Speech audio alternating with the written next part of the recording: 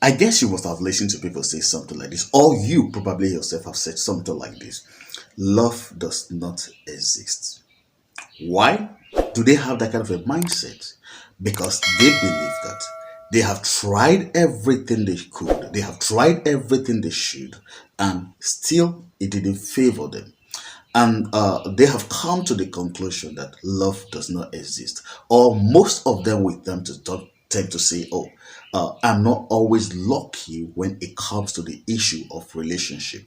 Why? Because they have tried Mr. A, Mr. B, Mr. C, or Mrs. A, Mrs. B, Mrs. C, Mrs. whatever. They have tried countless time and they have done everything they have been told to do.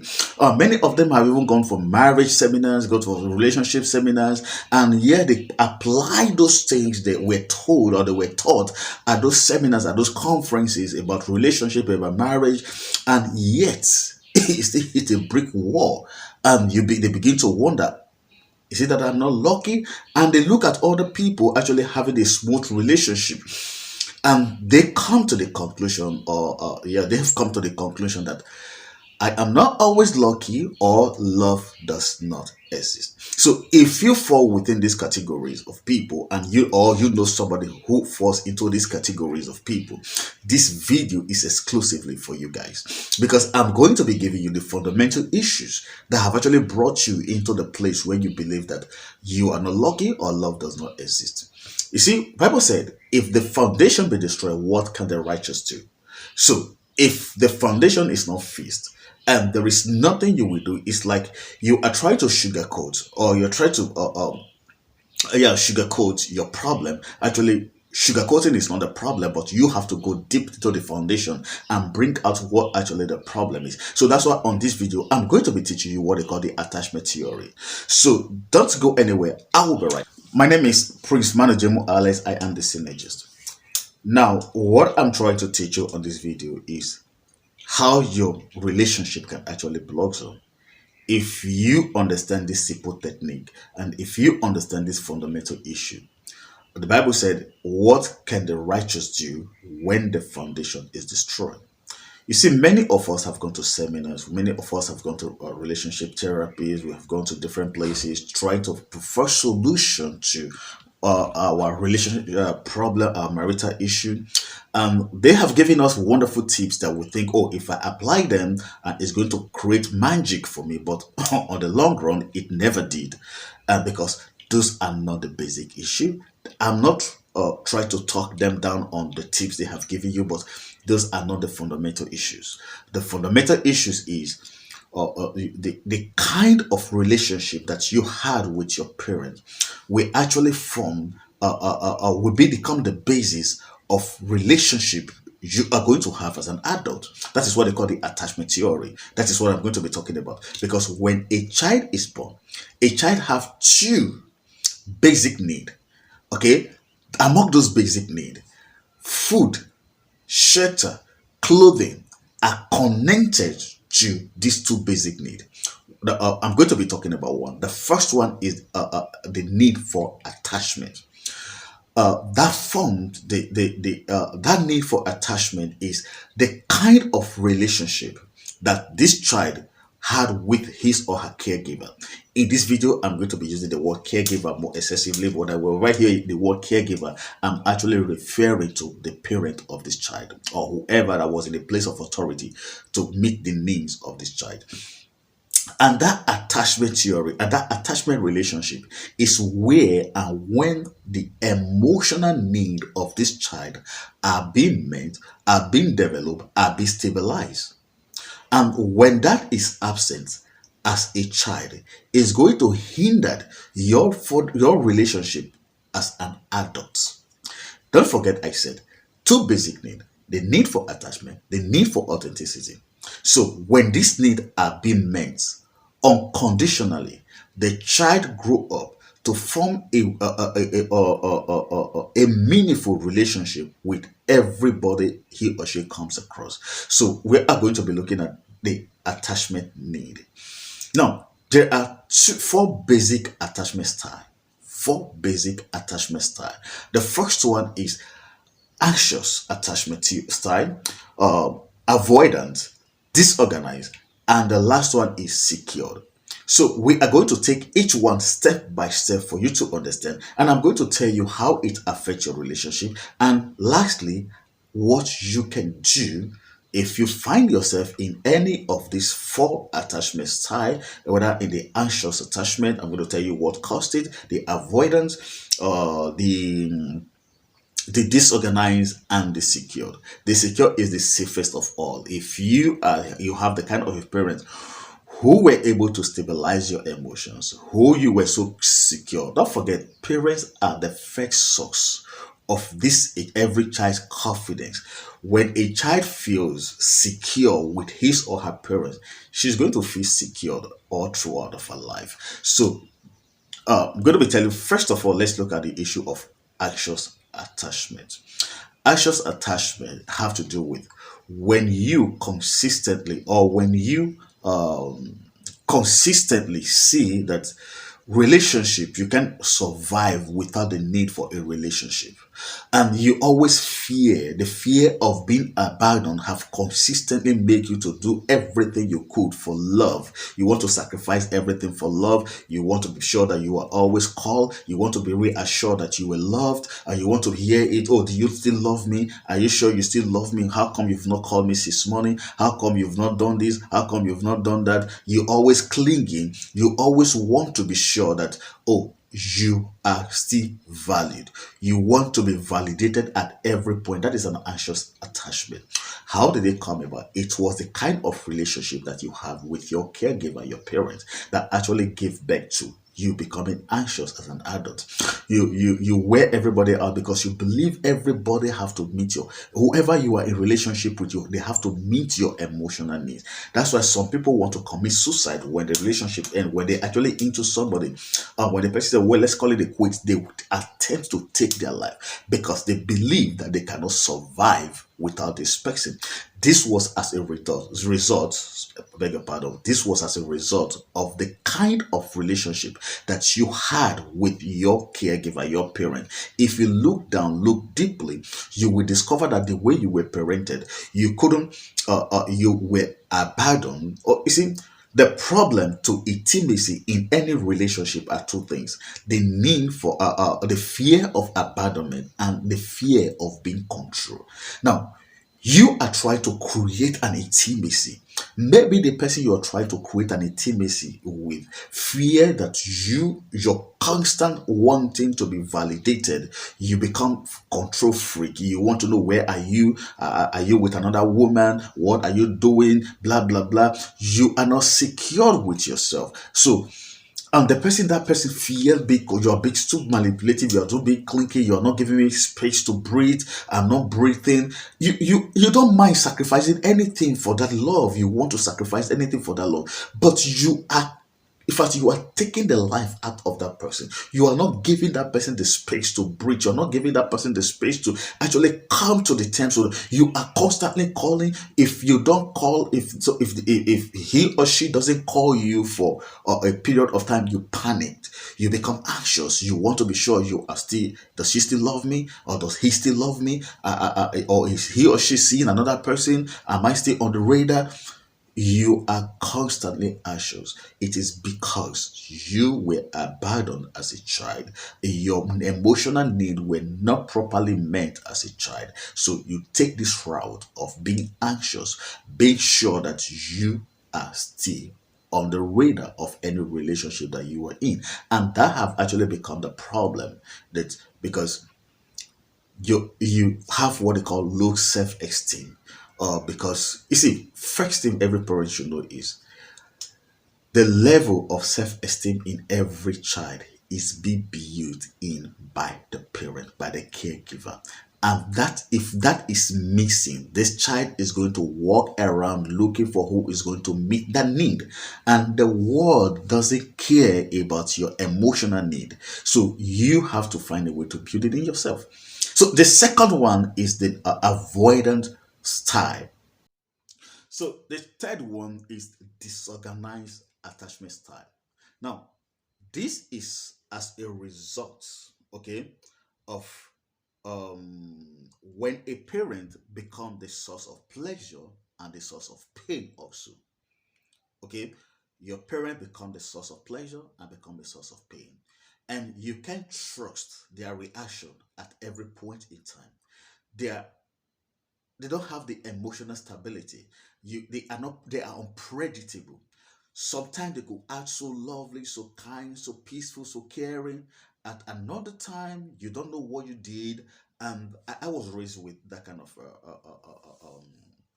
my grandmom was something like that, similar like that, if not even worse than that. You can't predict how her responses are going to be.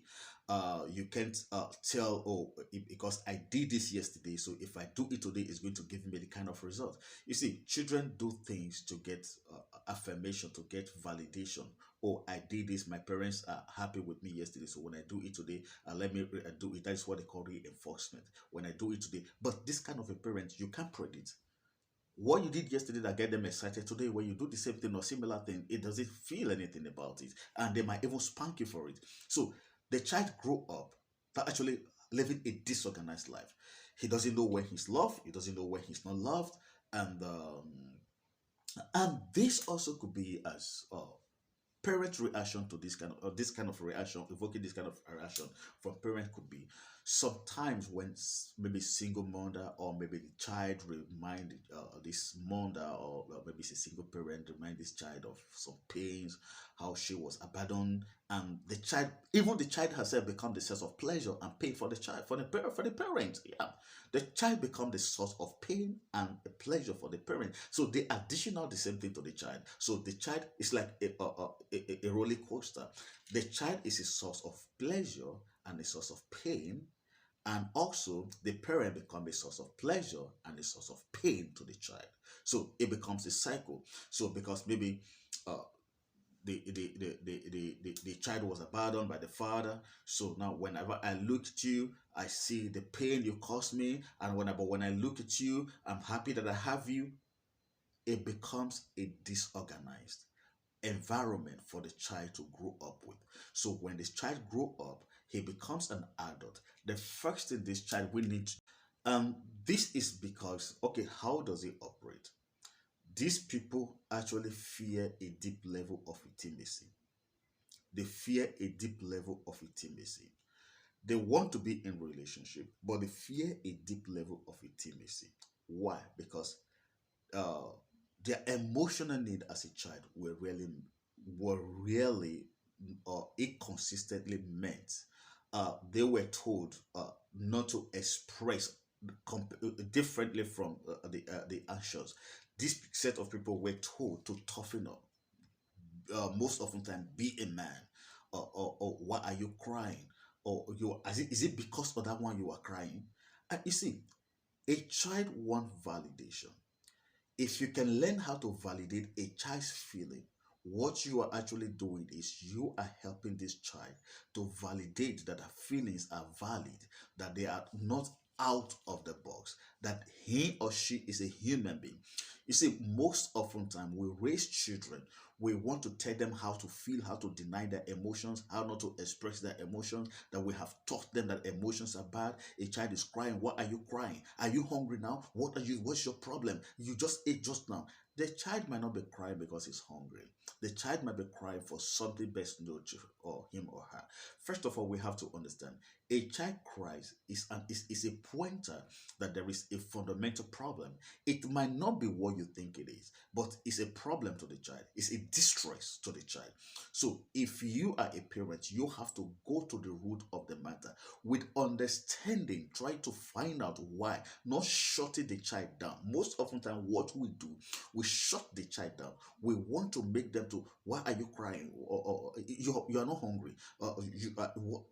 Then we think the child should not express his or her emotions. And this also could be as a result of we were told not to express our own emotions. So we see expressing emotion as a sign of weakness, particularly when you have to do with boys. We see it as a sign of weakness. We see it as a sign of you are not tough enough. The word out there is tough, so you have to toughen up so that you won't be sharing tears every now and then. If a child does not shed tears, the child becomes toughened up. So what happens in later in future is they fear a deep level of intimacy because they never have that deep level of intimacy with a caregiver. So they will not have it as an adult. They want it, they yearn for it, but they don't want to be vulnerable because they were told not to be vulnerable. When you tell a child not to cry, be a man, toughen up, what you are saying to that child is don't be vulnerable. Anybody that is not vulnerable cannot go deeply into an intimate relationship. And the Bible said they were both naked and they were both not ashamed. So if you cannot be vulnerable, deep intimacy is not for you. Now, this is how they play out. So if they are in a relationship, if they see any sign of them not wanted, they don't even wait to work things out. They walk out of the relationship. If you meet somebody who have the avoidance attachment theory, if you call them, oh, maybe there's a problem you want to solve, or you want to tell them, oh, let's end this relationship, in their mind they have already ended that relationship. So you telling them, they move on, they'll tell you no problem. They don't want to walk, they don't want to ask you why. Is there anything that I have done wrong? Because they don't want to be vulnerable. They fear being vulnerable. So this is why it is always good as a parent, as you are raising your children, learn to allow your children to be vulnerable. And also you learn to be vulnerable with your partner. Because you cannot give what you don't have. Learn to be vulnerable to your partner. Learn to be vulnerable to your husband, to be vulnerable to your wife. Many of us are married, but we can't be vulnerable to each other. We don't want to show our weaknesses. We want to be toughened up, particularly men. We want to be toughened up every now and then. You come home, you are tough. You with your wife, you are tough. You are outside, you are tough. I'm going to talk about issue of brainwave later. You will understand how it affects you.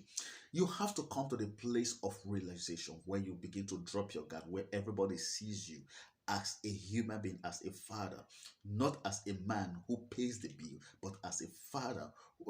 The word of father means a whole lot of things, not just taking care of paying bills. That is not the father. Okay, that is not the father. There are you as a man, you are the emotional stabilizer of your children. You are the one to help them stabilize their emotion. If a child come to trust you that you can meet their emotionally, when a child is crying, that I can go to my daddy and tell my daddy, these are my pains, these are my concern, and my child my daddy will understand and meet that emotional need and allow me to express myself. You see, most often time what you think children are doing, you might think it's not significant. To you it's not significant, but to them it means a big deal. It's a big deal to them. That's why you have to come to their level to understand. Even if when you think they are not making sense, help them to make sense out of it. So when you raise a child like that, a child that is not raised like that begin to have what they call the avoidance attachment style. They don't want to get intimate because they were taught to deny their feelings. They were taught to not to express their feelings. They were taught that expressing your feelings is bad. So the first one, which is the most healthy of them all, is the secured attachment. This is a point where the child's emotional needs are met. The child is not afraid to become his or herself. Don't forget, I talked about the two needs before. I said the need for attachment and the need for authenticity. This is where the child begins to form his authentic self. That the child can actually become his or herself, who God have created him to be, without the fear that he or she will put down. So this as a result that the parent actually meet this child emotionally. He was listened to when she cried. They find out why she cried. They help her deal with her emotional upheaval. They help her to him or her to actually get in touch with his or herself. She's not afraid to approach the parents. She's not afraid to tell the parent how she feels. And even before she feels what she feels, these parents are kind enough to actually dig it out. What is the problem? What are you? Why are you sad? They know, like a child could come down and front her face and carry her face like this. They know that my mom or my dad is going to ask me, what is it? Why are you sad? Are you angry? What's wrong? Nothing or nothing until they find out. Oh, is that why you are angry? Is that why you're sad? Okay, come here, come here, come here. Oh, my sweetheart. Ah, that alone have sent a huge message to the child. So when the child grew up to become an adult, he or secured with himself. She's secured with himself. He is not looking for somebody to compliment or to complete her. Now people say, "Oh, I want my better half." He's not looking for a better half. Rather, he or she is looking for who she can feed because she have feed herself to the brim. Her parent feed her emotional tanks to the brim, so she can pour herself into somebody and take from somebody. So she will create a healthy and a stable relationship. Now, you have to understand this truth about this four attachment theory that nobody fit into any of them 100%. We only have different ranges at the percentage. Like me, if you ask me, I'm more of the avoidant attachment theory style because of how I was raised and part of disorganized. The last one, secured, is not even on the table for me. And the anxious type, because of my ego and everything. So before you quit, you tell me a relationship. I think most of relationship I've got into, I'm the one move out. That's why because if I sense anything that is no commitment here, I'll be the one to call it quit. Before you call it quit on me, I will call it quit. Or fear deep level of intimacy. So now I'm going to be giving you tips on how you can actually, if you find yourself in any of this class, I'm going to be giving you tips on how you can actually work on yourself and become a better person in your relationship. Don't forget, when the foundation is faulty, there is nothing the righteous can do. So, do you want to stay? I'll be coming back on the right video on the next video. Please just subscribe to this YouTube.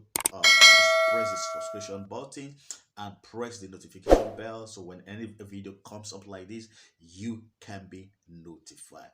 Please do well to join me in the next video to find how you can actually make yourself a better person irrespective of how you were raised. Now, don't forget, how you were raised is not your fault, but it is your responsibility and your duty to work on yourself to become a better person.